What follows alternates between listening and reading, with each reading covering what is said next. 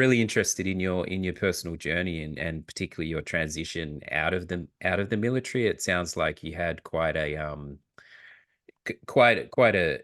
call it a journey of awakening there. Hmm. What are some of Yeah. where did it begin for you? What are some of the significant obstacles that you've had to come overcome along the way?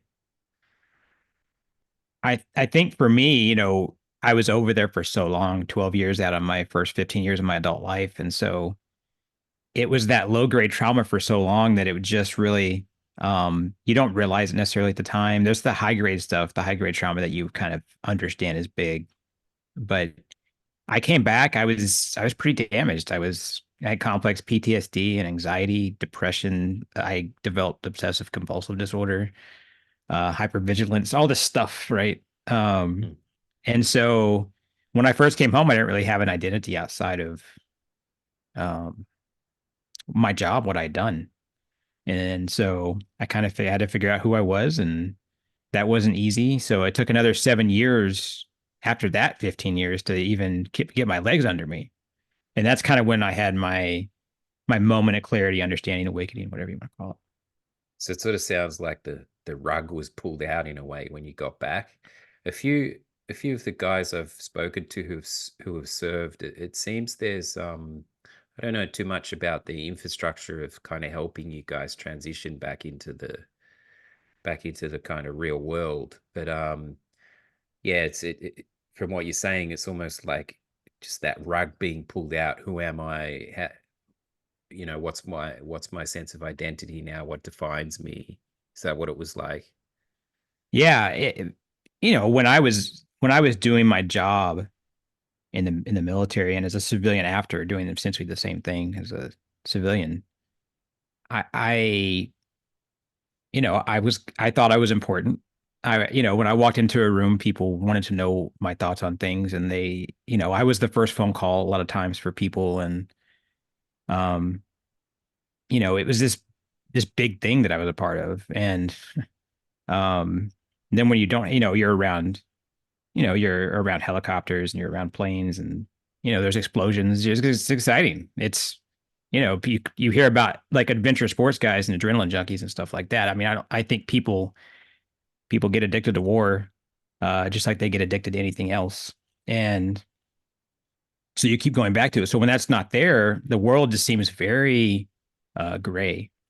And so I did go to the VA, the American VA, and I actually got help there. And I got paired with a therapist that was into Eastern medicine and practices, which is super rare.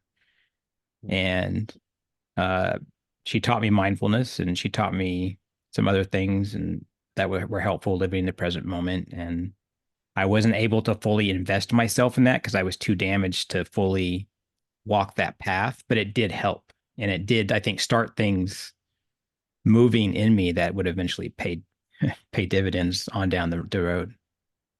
You think you had an inkling or an awareness, but prior to serving, that was sort of just unexplored, or was it really that experience that shifted you toward that? I think that's a great question.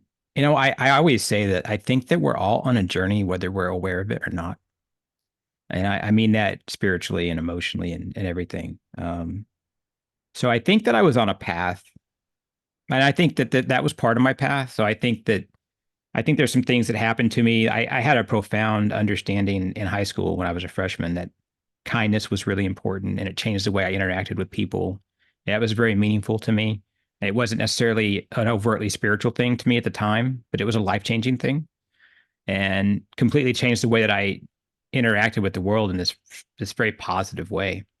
And I think that helped me get through my experiences in the desert. And I was also a very positive person. So even though I was surrounded by all this darkness, and part of all this darkness with the military industrial complex, I was still a positive person. I was still kind, even though there was all this bad stuff around me. And so I think that helped me not get lost in it. Um, and so I treasure that. And so I think that that experience going through all that was definitely necessary for me to become the person I am today. Yeah, for sure. Did you find any moments of peace through that time, or was there just so much noise? Like we're talking, call it noise around you and physical noise. Was there any moments where you could actually just sit and reflect? When I was in Afghanistan, I was there for 6.5 years consecutively at Kandahar Airfield, and our unit's job was to protect the airfield, to keep it running, to keep it green, as they say. And had 50,000 people on it. It had planes landing every 30 seconds. It was the busiest runway on planet Earth at the time. Um, so it was a really important job. You know, there were lives in our hands, and we were also protecting ourselves because we lived there too. And I was wholly dedicated to it. Like uh, I always say, it takes an extremist to catch an extremist, and we were trying to catch extremists. So I was an extremist, and my mission, achieving my mission, and my unit being successful that I was a part of was a religion to me almost. And so yeah, it was. And at the time, it was incredibly at times zen. It was this dark thing, and I don't think many people would talk about it like that, but it was a very intense, sometimes peaceful thing in the worst sort of way. But I think there's something to my purpose that I thought I was living, even if I wasn't aware of it, was to help people, protect people. Now, we were doing bad things to make that happen, and that's complicated, and I'll forever regret it. Um, Even though if I've forgiven myself for it and let it go, there's still a part of that that I don't think I'll ever be apart from.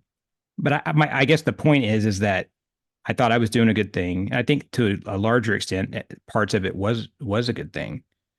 And being completely dedicated to something like that, 110 hours a week, 7 days a week for 6 years. I mean, yeah, I was.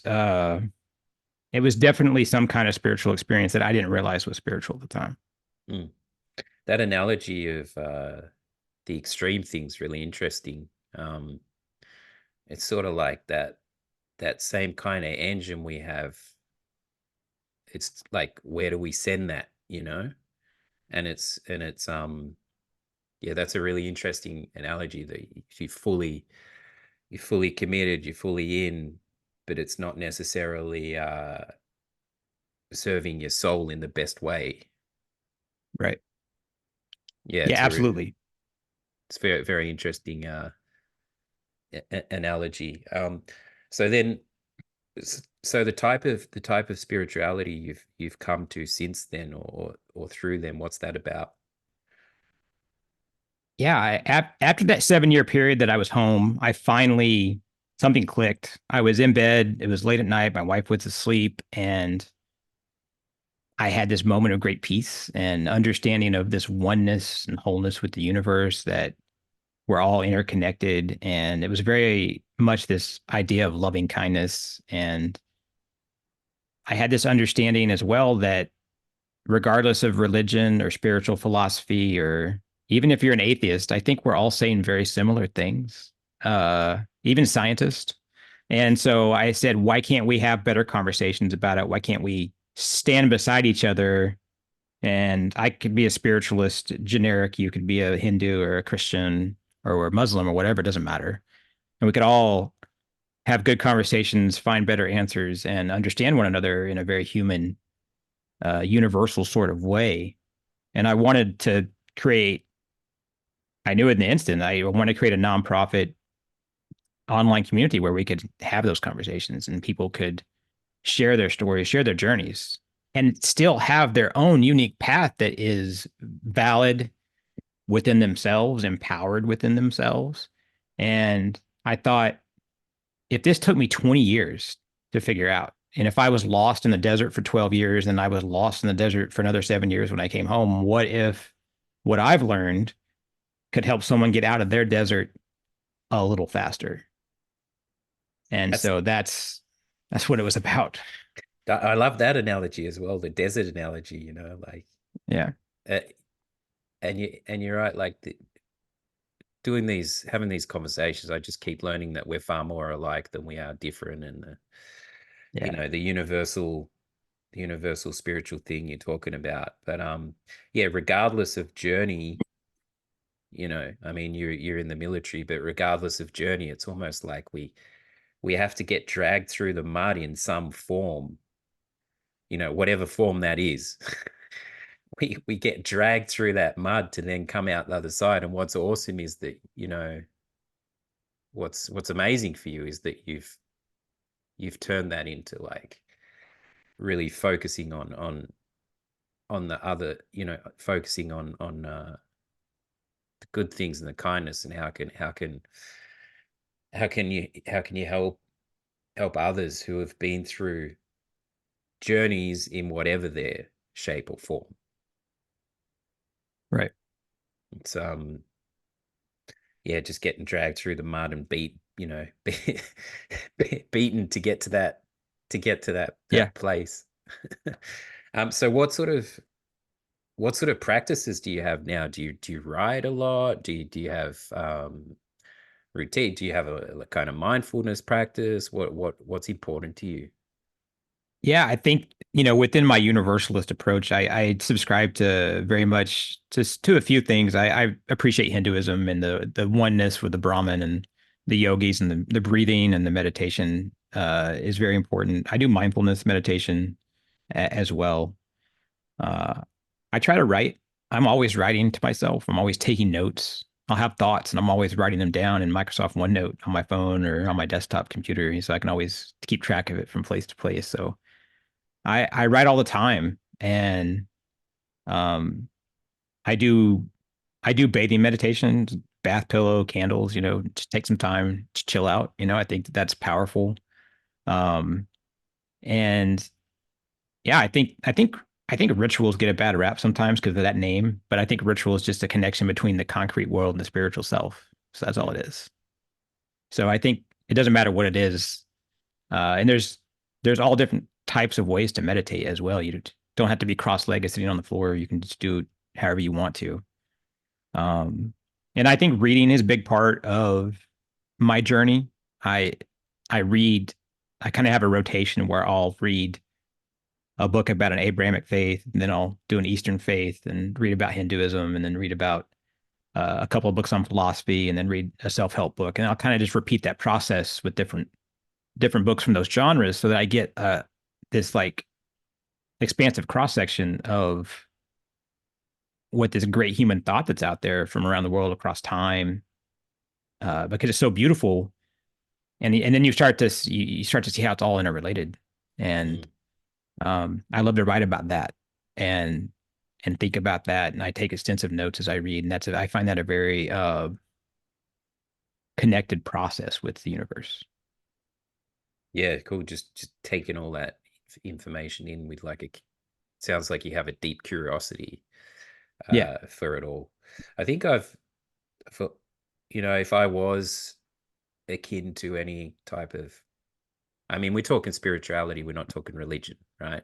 sure, Uh, yeah, absolutely, yeah, um, I've embraced some of the more Buddhist principles, but my thing was like, you know, how do I kind of exist and operate in this world as opposed to like sitting on top of the mountain? Like I could, I think I could do that, sit on the mountain, but I'm like very determined to, despite everything, to still like operate in this world and navigate navigate the chaos of the world. So I don't know I mean, the balance is what you're talking about, right? Have rituals, having these rituals within your daily life that that connect to it.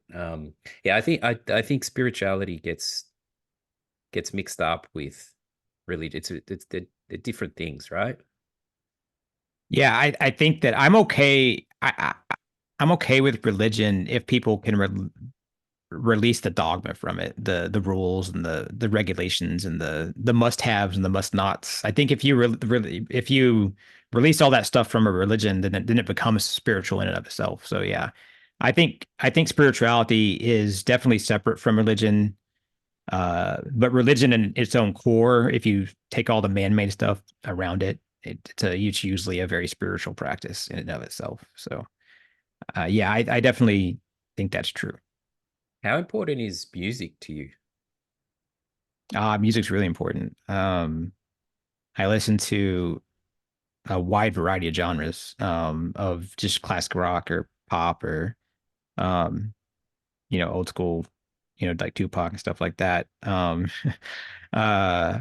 but I found myself recently, I've really been gravitating towards more instrumental and classical music a lot. It's been my vibe. So, but I think music's incredibly important, and because music, I think, ties us into that actual vibration of the universe. Mm. I think there's a great power in sound, and I think it's really, I think it can be a really meditative thing in and of itself.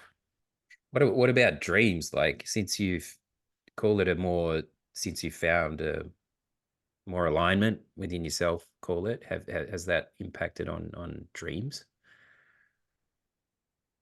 Yeah, it has. I have fewer nightmares now, because I'm more at peace with myself. I'm more at peace with where I am and where I've been. So uh, I think finding that self-love and releasing yourself and letting go of things leads to a more peaceful subconscious, and I think that definitely brings more peace of mind to your physical body and your physical mind.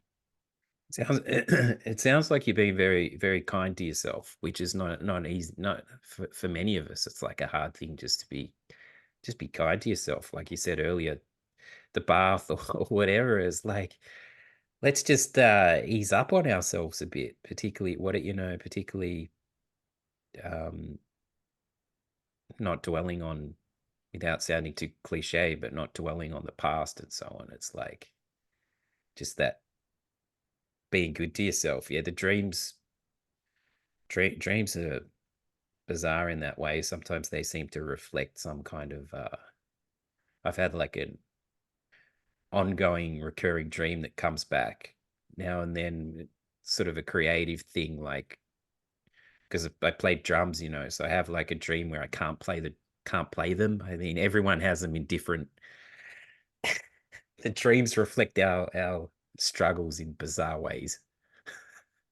Yeah, yeah, I think we find ourselves in dreams sometimes. Yeah. And I think, I'm glad that you picked up on that. I'm okay. I'm easy on myself, because I think that's what I always want to get through to people. I work with people on this when I'm doing one-on-one spiritual guidance stuff. I talk to them, letting go, right, of the past. Like you talked about, not holding on to the past and forgiving yourself, forgiving others. Like I found, like, living in this world of like non-judgment, Mm. non-judgment of myself, non-judgment of others. Suddenly it's this very freeing thing. Like uh where you just kind of get to enjoy life because you're not sitting there judging yourself. You're not judging people for whatever, playing their music too loud, or being drunk or smoking, or having this political view or that. I mean, it's very liberating to not argue with strangers on the internet or family Okay. the Yeah, holidays. yeah, that's a big one. And judgment's like the core of that. Like, Yeah. don't judge whether it's right or wrong, or try and label it, or just come at it from a place of, you're right. It's quite freeing approach.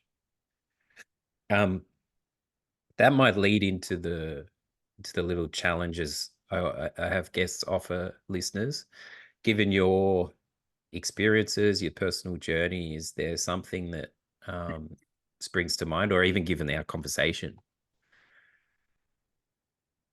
Suggestions for people to overcome challenges.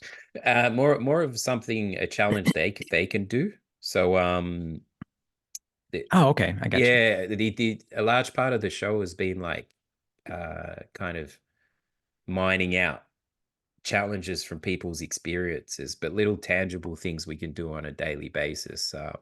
Not like massive Yeah. things. Yeah. I love that. Uh, I think slow things down a little bit. It's always nice to slow things down. We have more time than we think we have. And so when we kind of approach life where we have more time, we will have more time because it kind of puts everything in balance. And I would say have gratitude for the things that we have in life. Um, like, want what you've got, not what you think you need. And I think that changes our mindset. I think this perspective that we have and how we're moving through the world. So if we approach things from a positive perspective, if what you seek is seeking you, if you go out in the world and you approach it from a positive place, you're going to attract that positivity.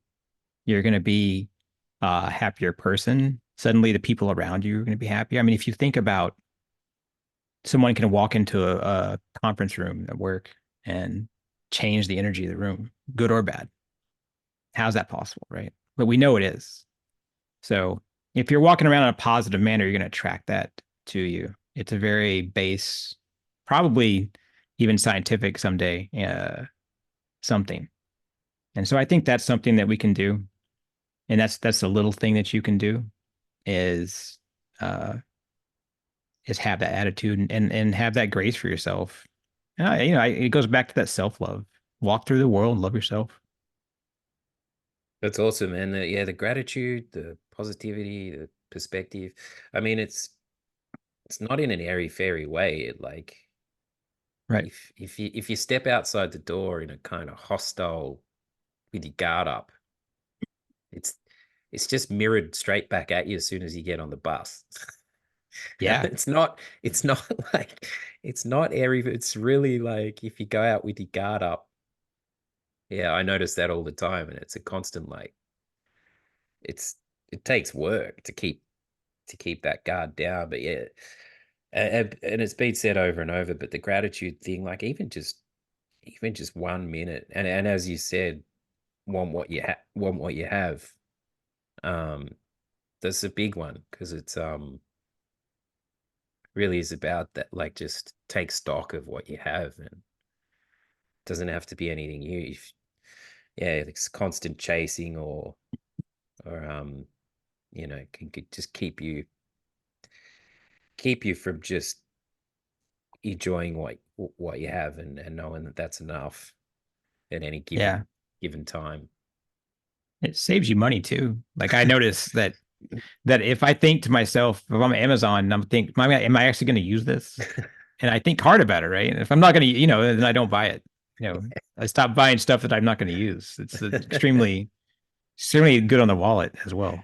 It's classic changing country so many times because when you're like, I've done it a few times and it's like you're always like getting rid of your stuff and you think you can't get rid of it when you're standing in front of it, but then when you're away from it, you don't even think about it. And then when you go home, you're like, I haven't thought about that. Why did I keep it? It's hard to, if you go through this process of culling over and over and you just end up with less and less stuff, I think. Yeah, absolutely.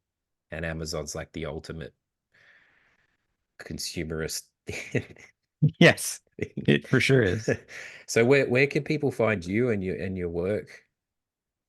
Yeah, thanks. Our main website is kishar.org. That's KISHAR.org. And that's the entrance to our community. And we also have our one-on-one spiritual guidance and coaching there.